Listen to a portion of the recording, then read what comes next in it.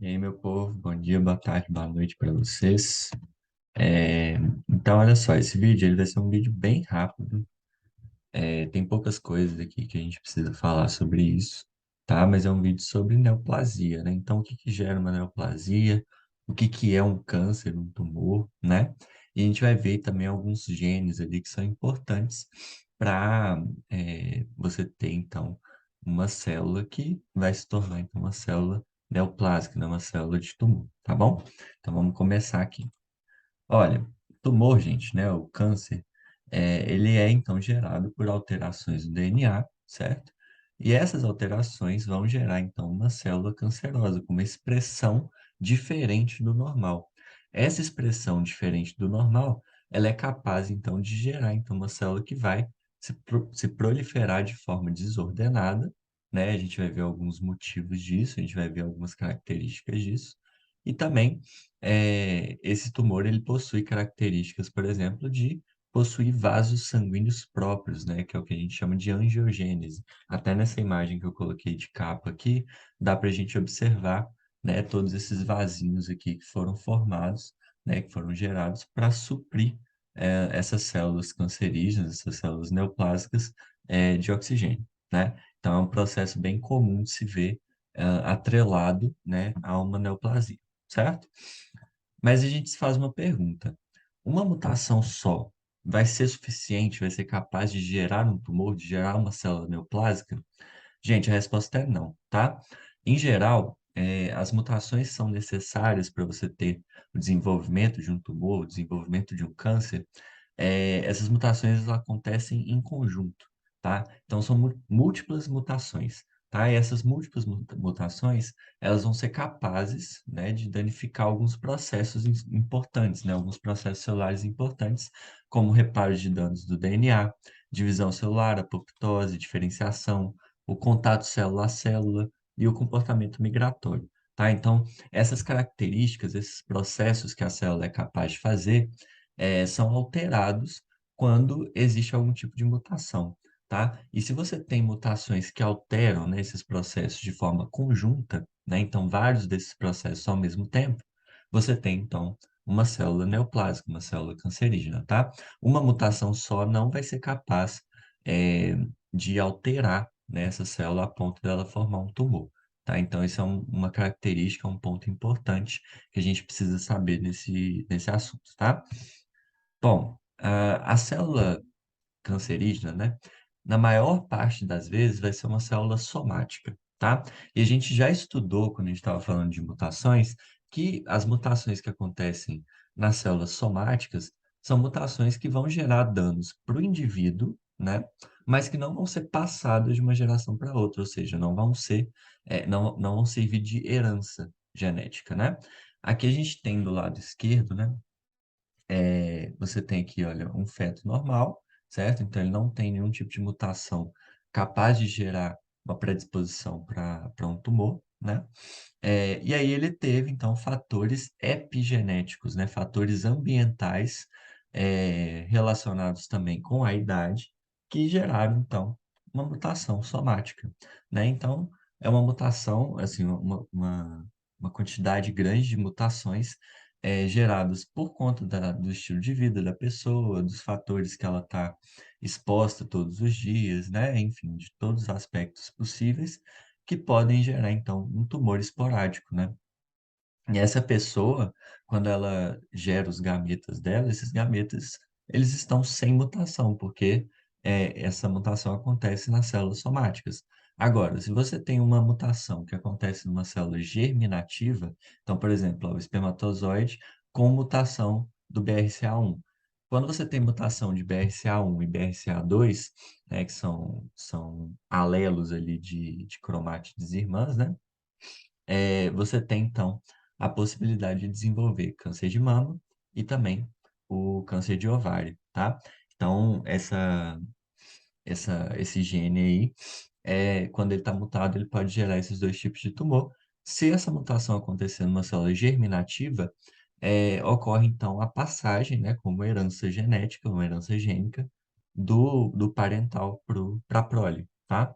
Então, o indivíduo ele já nasce com uma predisposição, porque ele tem uma alteração, ele tem uma mutação em genes capazes de gerar, então, uma alteração nessas células e, nesse caso, gerar um câncer de mama, né? Igual está mostrando aqui. E aí, esse tumor, ele é chamado de tumor hereditário. Os gametas desse indivíduo aqui, que é afetado por conta da herança genética, também são afetados, né? Não todos, né, em toda a sua completude, mas são afetados e possuem, então, essa mutação no BRCA1, nesse caso, né? Podia ser do BRCA2 também, tá? É, e aí, então, a prole desse indivíduo aqui também vai ter esse fator genético, tá? Então, existem essas duas situações. Lembrando que a maior parte, esmagadora maioria dos tumores, né, são gerados em mutação de célula somática, tá? Então, é o mais comum, tá? Nesse caso aqui das células germinativas não é tão comum assim. O livro, ele fala que 99% dos casos são gerados a partir de mutações somáticas, tá? Então, são tumores esporádicos, 1% tumores hereditários, ok? E o que diferencia uma mutação que gera um câncer e uma mutação que não gera um câncer, né? Porque você pode pensar, pô, qualquer mutação poderia gerar um câncer, então, já que afeta a função da célula, né? Mas a gente vai ver que existem alguns fatores que vão diferenciar uma mutação que gera um câncer e uma mutação que não gera um câncer. Então, a mutação carcinogênica, ela é capaz de afetar funções celulares e promover proliferação celular desregulada e metástase, tá?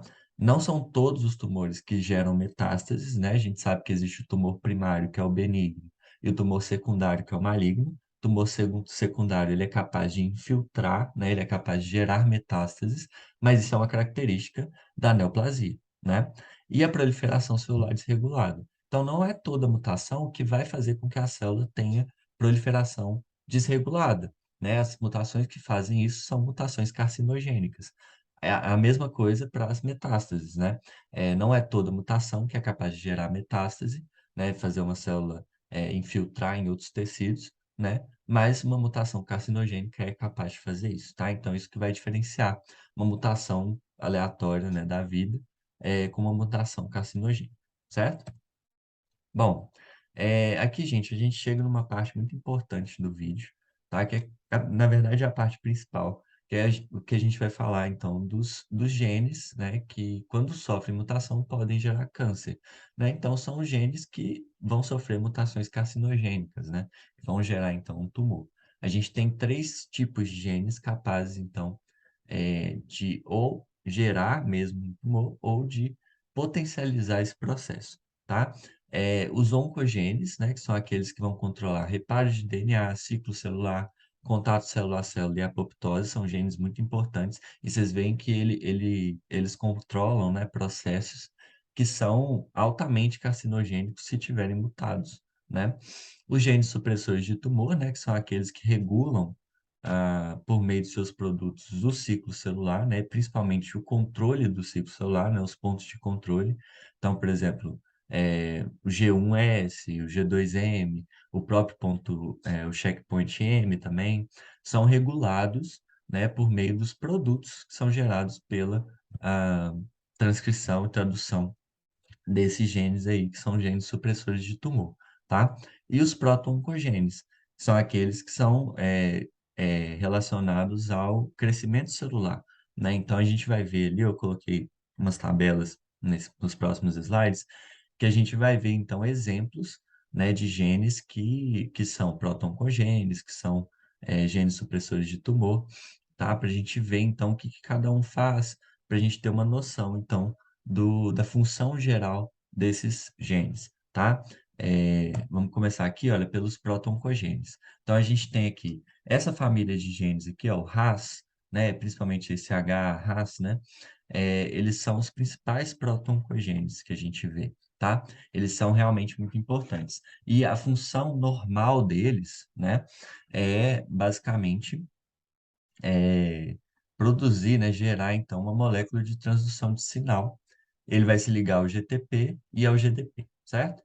Quando ele tem uma alteração carcinogênica, né, ou cancerígena, ele vai ter mutações pontuais, né, mutação gênica pontual, e ele tem relação com esses cânceres aqui, ó, colo retal, bexiga e vários outros tipos, como eu falei com vocês, ele é o mais importante ali dos proto-oncogenes. Lembrando que quando a gente fala de proto-oncogene, a gente está falando, então, de um gene que está relacionado com o crescimento celular, né? Por exemplo, ó, esse gene aqui, ó, CRBB, tipo assim, tá relacionado com o receptor transmembrânico, né, de fator de crescimento. Então, se você tem uma mutação desse gene, né, você tem alteração da relação da célula com o fator de crescimento, né? Então, nesse caso aqui, se você tem uma amplificação gênica, ou seja, você aumenta a expressão desse gene, o que que você vai gerar? Você vai gerar uma maior relação dessa célula com o fator de crescimento. Então, isso é algo altamente carcinogênico, né? Então, está relacionado com glioblastomas e câncer de mama e de cérvix, tá? Que no caso é o colo uterino, né? O câncer de colo uterino. Tem outros exemplos aqui, né? Não vou ficar falando de cada um deles, porque a gente precisa saber alguns exemplos, precisa entender mais ou menos como que funciona é, com o que está relacionado o proto-oncogênio, o gene supressor de tumor, o oncogênio, mas a gente precisa ter uma noção ali das funções. É, geralmente, né, então, o proto-oncogênio está ligado a fator de crescimento, hormônios, né, e tudo que está relacionado, então, com o crescimento celular, tá? No caso do gene supressor de tumor, né, a gente pode citar alguns exemplos, por exemplo, o P53, né, ele está relacionado com os pontos de controle do ciclo celular e com a apoptose, principalmente a apoptose. Por quê? Quando você tem, então, um checkpoint lá do ciclo celular que aponta que tem alguma coisa errada ali no ciclo que está acontecendo, o P53 vai ser o gene que vai gerar a caspase 1, né, que vai fazer com que haja o início do processo de apoptose, tá? Então a gente sabe, né, que a gente tem lá no ciclo celular, a gente tem os checkpoints, e esses checkpoints, se o checkpoint identificar que existe alguma coisa errada no ciclo e aquela coisa errada no ciclo não pode ser reparada, aí essa célula vai para a apoptose, né? Isso é um mecanismo normal da célula. Se você tem alteração, se você tem mutação no P53, você não vai ter apoptose independente, né, eh, de ter algum problema ou não no ciclo, né? Então, isso é uma alteração no checkpoint, né? Um tipo de alteração muito importante. Então, a gente sabe que alterações de genes supressores de tumor são alterações do checkpoint, tá? Que vão gerar, então, a carcinogênese, tá? É, e aí, olha só, câncer de cérebro, câncer de pulmão, colo retal, mama e outros tipos. Então, a gente vê que tem uma incidência muito grande, né, de mutações no P53 que vão gerar algum tipo de neoplasia, né?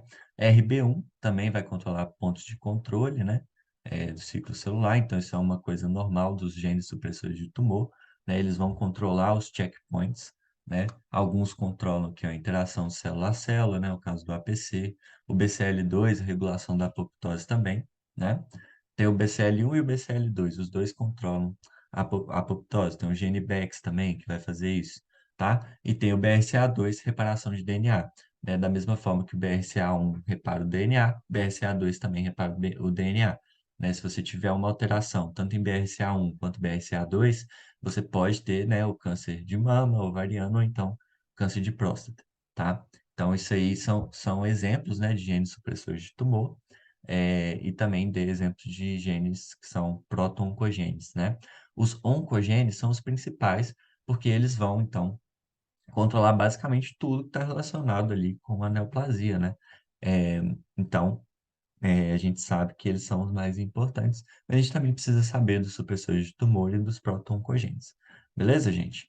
Olha, esse vídeo ele é um vídeo muito rápido, tá? Mas a gente pode observar aqui, né? Eu coloquei essa imagem aqui para a gente ver, então, olha, é uma mutação, tá? E aí, a partir disso, a gente pode usar os exemplos que a gente acabou de dar para entender, então, como que acontece esse processo, né? Então, por exemplo, olha, você tem lá a exposição à radiação ionizante ou então agentes carcinogênicos, né? Tudo relacionado à epigenética, né? Aí você tem uma célula normal com P53 normal, certo? E uma célula com mutações ou perda do P53. A célula que tem o P53 normal, ela sofre uma lesão do DNA por conta desses fatores epigenéticos aqui, certo? E aí, essa regulação transcricional aqui, olha, vai ser alterado, tá? Então, olha só, você tem o P21, que é um outro gene, inibidor de CDK. Esse outro gene aqui, ó, GADD45, que está relacionado com reparo de DNA, tá? Se ocorrer um reparo bem sucedido, né? Porque você percebe, olha, o DNA, então, ele foi alterado por conta dos fatores epigenéticos, certo? Os fatores mutagênicos, né? Se você tiver um reparo bem sucedido, a célula fica normal. Se esse reparo sofreu uma falha, por conta de uma alteração, por exemplo, do P53, né? E aí você tem, então, é, a apoptose. Na verdade, isso aqui é o processo normal, né? Se você tiver uma falha do reparo, você tem a apoptose, né? E aí tem esse gene aqui que eu falei com vocês, o gene BEX, que está relacionado, então, com a apoptose também, tá? Juntamente com o P53, o BCL1, o BCL2, também estão relacionados com isso. Agora, se você tiver uma mutação no P53, no BCL1, no BCL2, o que que vai acontecer? Você vai ter, então, ausência de ativação desses genes, né? Que são dependentes de P53, e aí você vai ter, então, um ciclo celular anormal. Vai gerar células mutantes e essas células geram, então, um tumor, geralmente maligno, tá bom? Então, é basicamente isso que eu queria mostrar para vocês, tá? Igual eu falei com vocês, é um vídeo muito rápido, um vídeo muito tranquilo. Realmente, o que a gente precisa focar é realmente entender os oncogenes, proto-oncogenes, genes supressores de tumores, saber o que que é uma neoplasia, saber o que que pode acontecer e alguns exemplos, né, de genes de cada tipo ali que pode gerar, então, uma neoplasia, tá bom? Gente, valeu aí pela atenção de vocês e até o próximo vídeo. É nóis.